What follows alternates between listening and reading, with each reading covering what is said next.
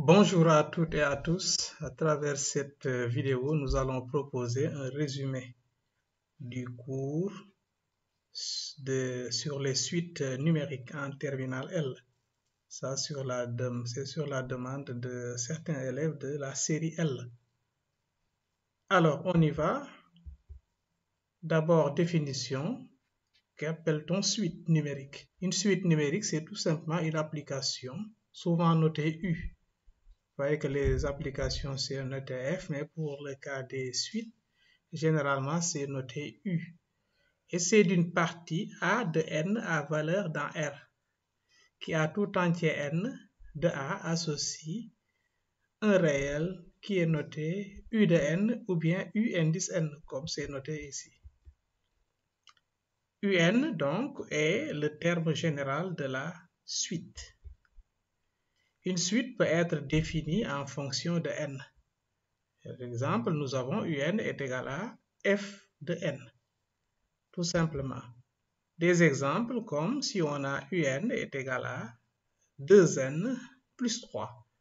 Donc là, si on nous demande si dans A il y a 1, U1 est égal à 2 fois 1 plus 3, ce qui donne 5.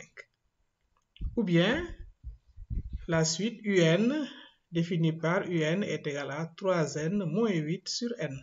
Vous voyez bien que cette suite-là n'est pas définie pour N égale à 0. C'est pourquoi ici on a dit A égale à N étoiles. Pour la première suite, on peut calculer UN pour toute valeur de N.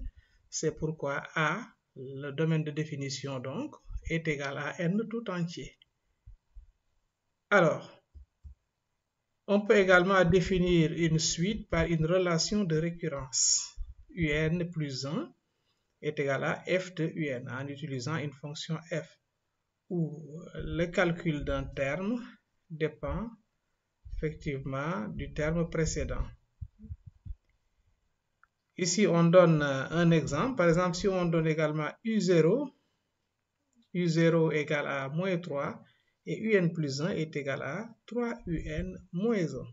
Donc voilà un exemple de suite récurrente. Vous voyez, puisque je connais U0 qui est égal à moins 3, quand on me demande U1, je fais N égale 1 dans la relation. Donc N plus 1 va devenir 1. Donc j'aurai U1 est égal à 3 fois U0 moins 1. Mais 3 fois U0, c'est 3 fois moins 3. Moins 1, ça donne donc moins 10. Suite arithmétique. Là, ce sont des suites particulières, n'est-ce pas, qu'on étudie. On va donner la définition, soit UN, N appartenant à A, une suite numérique. On dit que UN, N appartenant à A, est une suite arithmétique s'il existe un réel noté R, tel que UN plus 1 moins UN égale à R. R, c'est une certaine constante. Voilà, c'est une valeur donc indépendante de N. Le réel R est appelé la raison de la suite. Maintenant, expression d'une suite arithmétique. L'expression d'une suite arithmétique, c'est étant donné la suite arithmétique, on connaît sa raison. Maintenant, comment on peut calculer UN, n'est-ce pas, d'un seul coup?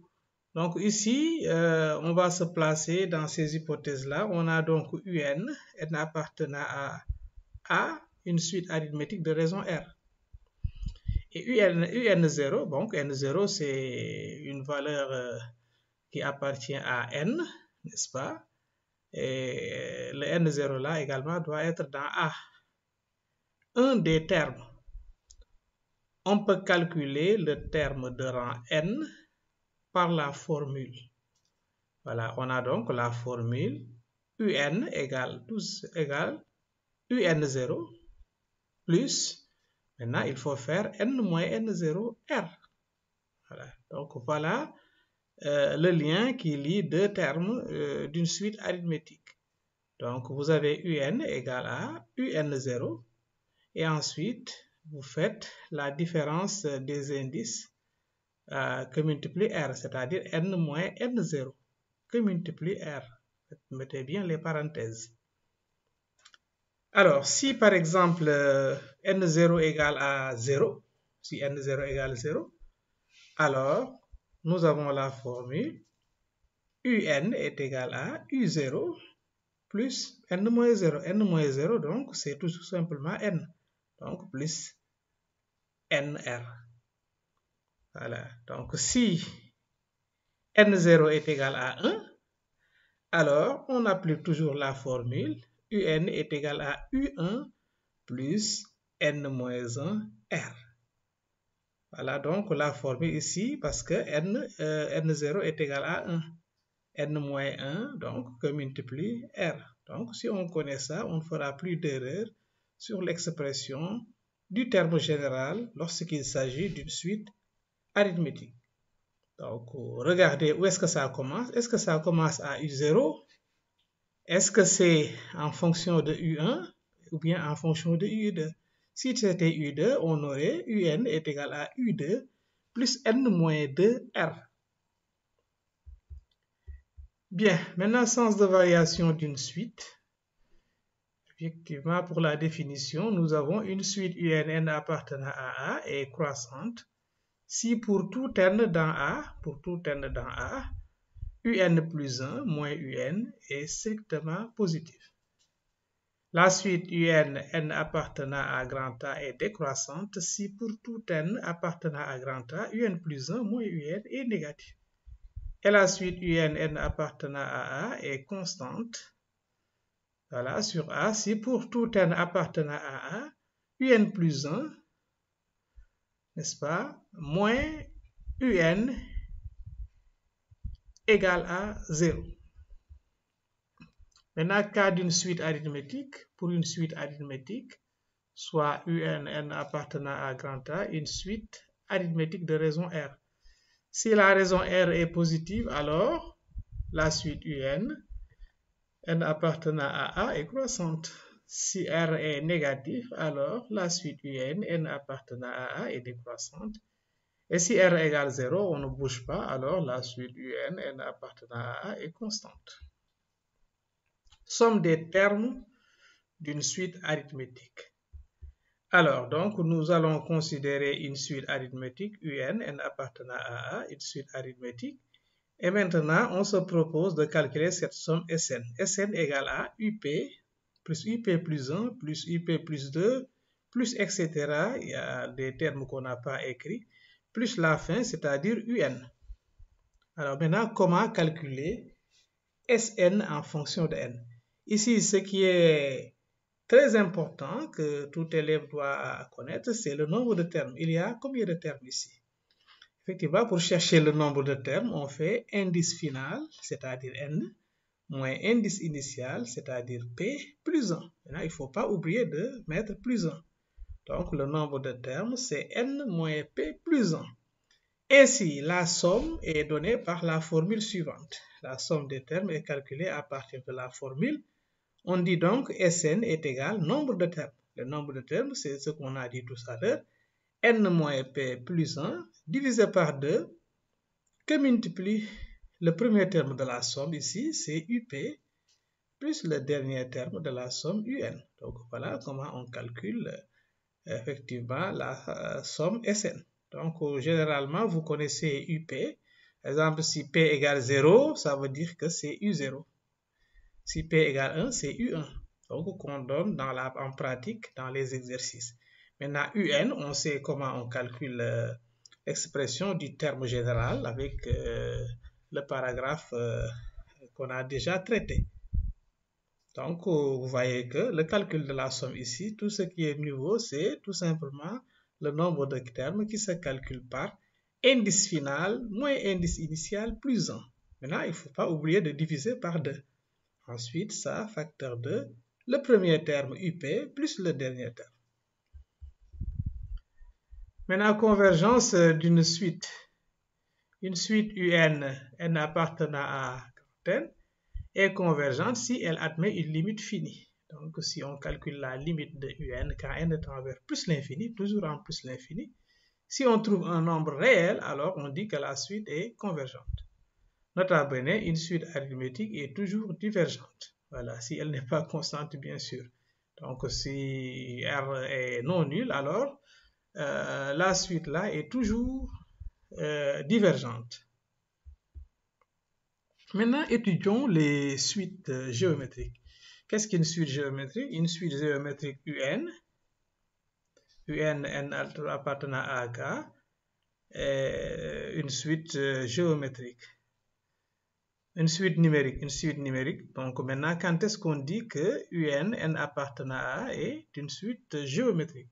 C'est une suite géométrique s'il existe un réel Q tel que, quel que soit le n, quand on fait un plus 1 sur un, on trouve ce nombre constant-là, Q. C'est un nombre constant qui ne dépend pas de n. Donc c'est pourquoi dans les exercices, quand on vous demande de démontrer qu'une suite est arithmétique, généralement vous faites un plus 1 sur un. Et si vous trouvez un nombre réel, n'est-ce pas, vous l'appelez Q, ce sera ça la raison. Le réel Q est appelé raison de la suite. Maintenant, expression d'une suite géométrique. Donc, l'expression du terme général lorsqu'on a une suite géométrique. Soit n appartenant à A, une suite géométrique de raison Q, et un0, un des termes. On peut calculer le terme de rang n par la formule. Ça donne en même temps le lien entre deux termes de la suite géométrique. On a donc un est égal à un0. Ensuite, Q à quelle puissance? Il faut élever la puissance, il faut faire la différence des indices. Q à la puissance n moins n0. Maintenant, en pratique, par exemple, si n0 égale à 0, si n0 égale 0, alors on va avoir un est égal à u0 plus n moins 0. Et bien, n moins 0, c'est tout simplement n. Donc, u0 multiplié par q à la puissance n moins 0. Mais n moins 0, c'est tout simplement n. Finalement, dans ce cas, on a un égale à u0 q à la puissance n. Maintenant, si le n est égal à 1, n0 donc égale 1. Si n0 égale à 1, on aura un est égal à u1 plus u1 que multiplie plutôt q à la puissance n moins 1. Maintenant, somme des termes consécutifs d'une suite géométrique. Alors, soit n appartenant à A, une suite géométrique de raison Q. Ici, on va prendre Q différent de 1. Ouais, Q différent de 1, voilà. Et puis aussi différent de 0 pour que ça soit intéressant. Donc, Sn, c'est UP plus 1 plus UP plus 2 jusqu'à, on s'arrête à UP. Alors, ici également, on aura besoin du nombre de termes qu'on avait calculé tout à l'heure avec les suites géométriques, avec les suites arithmétiques. Ici donc, le nombre de termes, c'est indice final, n, moins indice initial, p, plus 1. Il ne faut pas oublier le plus 1. Donc, c'est n moins p plus 1. Par conséquent, pour calculer cette somme-là, on fait le premier terme, c'est UP, facteur de 1 moins Q à la puissance le nombre de termes. 1 moins Q donc à la puissance, le nombre de termes, on a vu tout à l'heure que c'est n moins P plus 1. Le tout divisé par 1 moins Q. Voilà donc comment on calcule la somme de termes consécutifs d'une suite géométrique. Maintenant, pour la convergence d'une suite géométrique, une suite géométrique UN, n appartenant à A, est convergente si sa raison Q est comprise au sens strict entre moins 1 et 1. Dans ce cas, la limite de UN, quand n tend vers plus l'infini, est égale à 0. Donc, sa limite est 0. Donc, voilà un bref ramassé du cours, n'est-ce pas? L'essentiel à savoir sur les suites numériques en terminale L. Donc, c'est la fin de cette vidéo. Merci de l'avoir suivi et à la prochaine pour une autre vidéo. Inch'Allah.